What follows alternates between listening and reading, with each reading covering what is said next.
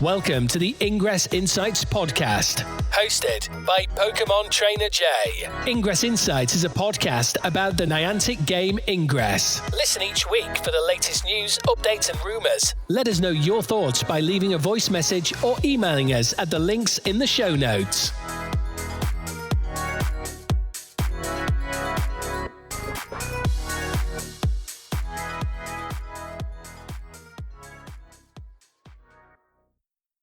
Additional intel available. Hello, agents, and welcome to episode 108 of the Ingress Insights podcast. In this week's episode, we're going over the plus Delta Anomaly results that have happened today and the past weekend when I wasn't around to record it, as well as looking at the bounty op update and the details we've got for the field op that's coming up later this month. And then we've got a few bits of general Ingress news to go through and an update on an issue that's now been rectified, and any of the little bits of Ingress news. As usual with the episodes, I'll start off by going over the anomaly-related news, and we'll get into the plus Delta anomalies that have happened and get those results. Hi, this is HP Rulola, and you're listening to the Ingress Insights podcast. I'll get into full details of the anomaly results later on when we actually finish up the season, but for now I want to go over the ones that happened on the 16th of August weekend. So we had the plus Delta XM anomaly in Melika, and that concluded with Enlightened on 159.9 points versus Resistance 140.1. So that was won by the Enlightened. That same weekend, we had the plus Delta anomaly in Portland, and that concluded with 181.5 points to Enlightened versus 118.5 points to Resistance. So that one also was won by the Enlightened. And then for this current weekend, the one in Gothenburg has concluded, and that's been 124.2 points to Enlightened versus 175.8 points to Resistance. So the Resistance won the Gothenburg one. At the time I'm recording, the anomaly in Quebec hasn't started yet, so I will cover that in the next episode. But I can tell you the current scores at the moment. Obviously, by the time you listen to this, the Quebec anomaly will be over, so it may have drastically changed. But at present, as I'm recording this on the 23rd of August, before that's happened, is leading the XM anomaly and the plus Delta season score is Enlightened on 613.7 points versus Resistance 586.5 points. There is still the Quebec anomaly that's coming up, and there's the bounty op that we've got ongoing and the field op, as well as the two anomalies, one in Cambridge and one in Denpasar. So this can all drastically change, but I just want to let you know the scores at present. As I mentioned, we do have the bounty op that's still going on as well, so you can view that in your display screen. That's going on as I'm reading now from the 27 days. And just to update it where it is at the moment as I'm seeing it, that's the Enlightened are on 49.2% of the score. It's actually 49.15% when I go to break that down further. And Resistance are leading on 50.85% of the score. And that's for the plus Delta bounty op that's going on currently. As I mentioned, we have had an update about the field op that's going to be coming up. So I'm going to go through that next. It's quite a lot of complicated rules, so hopefully it helps in you understanding that. On the 22nd of August, we got an update on the Ingress blog with the plus Delta campaign field, and that's detailing what's happening in that event. So when this operation will begin on the 30th of August 2025 at 12 AM local time, and will conclude on the 14th of September 2025 at 11:59 PM local time. So it's giving you that whole 2-week period on there to get this done. During the operation window, a campaign plus Delta campaign field will become visible on the dispatch interface. There will be 7 bounties for agents to engage in, involving earning plus Delta field points, creating control fields, destroying control fields, and claiming kinetic programs. Agents can earn plus Delta field points in these ways. Creating a control field gets you 50 points times the number of unique link owners times 1 plus control field equilaterally percentage. Owning a portal link that is part of a control field created by another agent gets you 15 points times the number of unique link owners times 1 plus control field equilaterally percentage. And destroying control field gets you 250 points. That one's quite easy in the points working out. Niantic offers some definitions here. So the number of unique link owners is the count of distinct agents who created the 3 portal links forming the control field. The control field equilaterally percentage is a measure, 0 to 100%, of how closely the control field resembles an equilateral triangle. So I hope you all remember that from your maths classes, what an equilateral triangle is. There's some individual rewards in the plus delta tokens. So agents who successfully complete all 7 bounties will be rewarded 1,000 plus delta tokens. After completing 5 bounties, agents may choose to skip up to 2 bounties and claim the end of campaign reward. This campaign can be restarted up to 4 additional times. Throughout the operation period, agents have the potential to earn a maximum of 5,000 plus Delta tokens across 5 campaign completions. This campaign, like the other ops, does also play into the overall faction score for the plus Delta Anomaly series. So 100 season points shall be distributed according to the aggregate number of plus Delta campaign field bounties claimed by members of each respective faction. 200 season points shall be distributed according to the total of plus delta field points accumulated by all members of each respective faction. All proportional allocation will be rounded to 1 decimal place, and then they say that all the results will go up about a week after the conclusion of it on their blog, so you'll be able to read it on there. These rules seem to complicate things quite a bit, for especially around the equilaterally percentage of how closely it resembles an equilateral triangle. I don't think any of my fields resemble equilateral triangles. They're just little fields normally, or massive thin fields that go and cover and go and get me like 2 or 3 MU. So it'll be interesting to see how that works out. Also interesting, I know many agents complain about destroying control fields where they've got no competition, but it's nice that we'll be able to claim kinetic programs instead and points in that way. What's not mentioned on here and what's not detailed is that there's 3 premium campaigns related to the plus Delta Field campaign. So those start on the 30th of August, 5 p.m. UTC till the 15th September, 11 a.m. UTC. And there you've got a Field Builder premium campaign, a 40 million plus Builder premium campaign, and a Field Attacker premium campaign. Each of those costs you 30,800 CMU, so you can't get all of them for 30,000 or 30,000 each, or 30,800 each. But we don't have details on what they do, what extras you'll be getting. Presumably, if thinking about the Rezo op, it'll be things that help you either destroy or build fields. I don't know what special thing the 40 million plus builder will have in it, but we'll have to wait and see the end of the month and see what we get from that.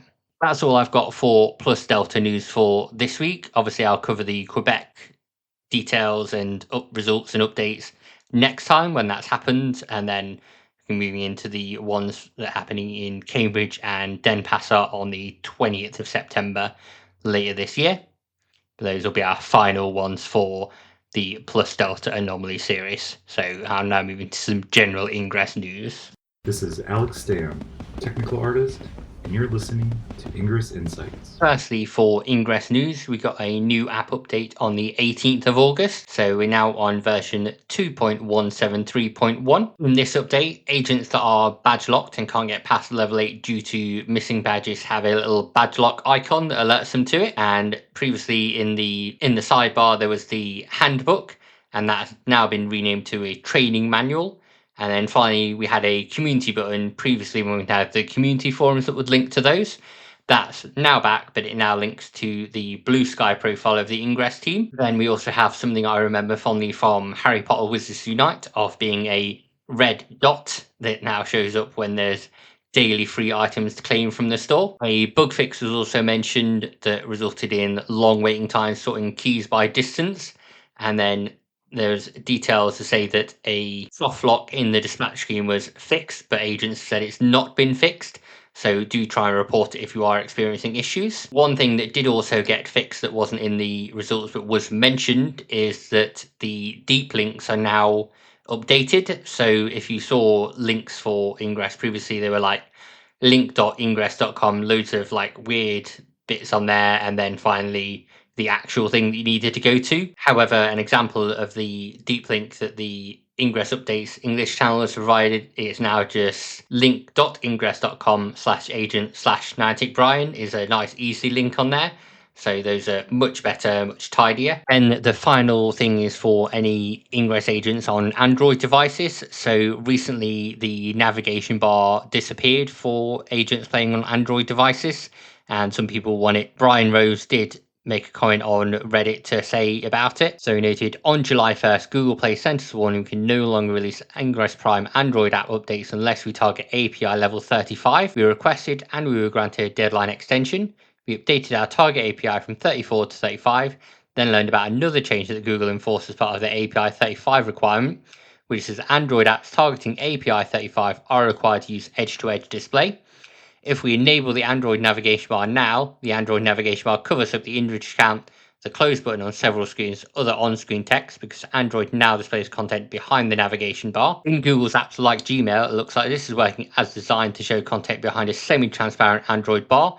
I don't know why this needs to be enforced by Google, but the Pixel 10 launched tomorrow with Android 16, so maybe these Google requirements are meant to get Android apps ready for where Google Pixel and Android want to move their ecosystem. If we revert this change, then we can no longer release Ingress Prime Android app updates until we're back in compliance, and in order to display the Android navigation bar with Google's edge-to-edge display change, this significant UI overhaul that would take us months to ship. We need to adjust every Ingress screen, and that's taking time. In parallel, we're also working on other Google requirements like the Firebase dynamic link depreciation coming this Monday. As I mentioned, the team have now sorted that out and they're using OpenBase, I think, instead. And 16 kilobyte page support for Android 15 Plus for faster Ingress app launch time and reduced power during app launch.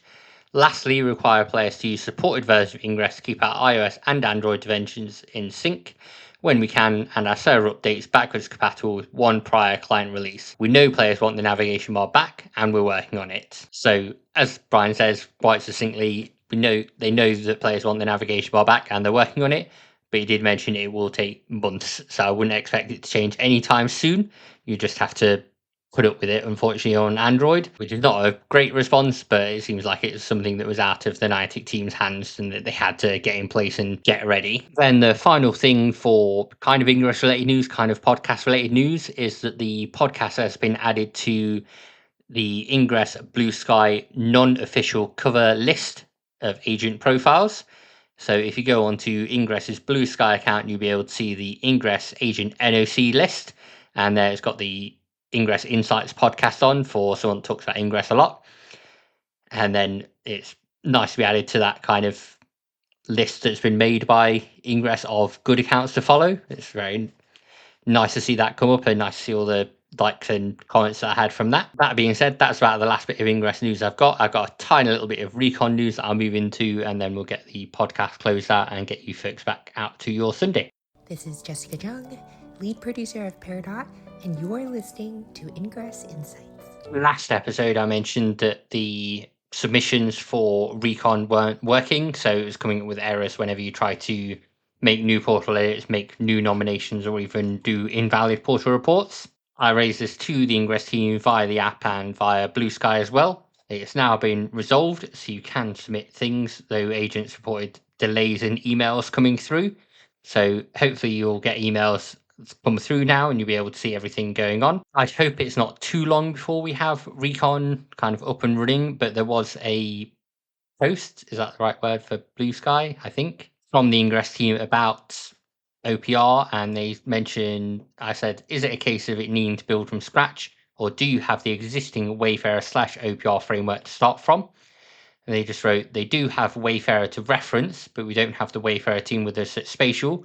So it's kind of like this, and they showed the kind of IKEA meme and failing to build everything and having the instructions there. So I think it's probably going to be next year at the earliest before we get Recon. For now, as I mentioned, I'm just adding to the queue, make sure there's stuff there to review for other people, so you can all approve my new portals whenever you get a chance to do that.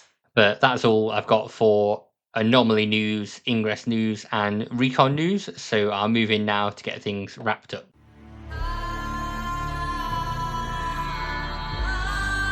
This is Shimon, former community manager for the Witcher Monster Slayer, and you're listening to Ingress Insights. Thank you, agents, for listening to this episode of the Ingress Insights podcast. Next time, the Plus, Delta Field Op will have started, so we'll have some more details about that, as well as the premium campaigns, and be able to see what's in there, whether it's actually worth it this time. In addition, next week's episode will be the last one of August 2025, so we're looking ahead at September and seeing what's coming up there for all agents. Then, of course, covering any other news that comes up regarding Ingress or anything we get on Recon. I don't think there'll be any more on Recon in the coming weeks, but who knows, we may get little updates, make some portal nominations reviewed. So far, I've just had edits reviewed by the team. But that's all I've got for this week. So hope you have a great Sunday, agents, and happy hacking. Thank you, agents, for listening to the latest episode of the Ingress Insights podcast. If you'd like to support the podcast, you can do that in a couple of ways. So the easiest way to support the podcast is via Patreon. So you can find at patreon.com/Ingress Insights. And there's a free tier, a $1 a month tier, whatever that is in your local currency, and a $5 a month tier. You can check out what benefits those come with on the Patreon. One other thing you can do that's totally free that helps out a lot is rating the podcast on your podcast service of choice. So where you can leave a rating or leave comments, that always helps increase visibility. And then finally, you can follow us on various social media channels. We use most of them, but the best one to follow us on now is Blue Sky. So that's just ingressinsights.bsky.social. Search for Ingress Insights on Blue Sky, you'll find us on there. Finally, sharing the podcast with friends, family, other agents who want to listen and get updates, so it helps out and helps get interviews with various Ingress people or other game related people to then increase visibility more. So anything you can do from those is great. Thanks again for listening, agents. Have a great day. Intel package transferred.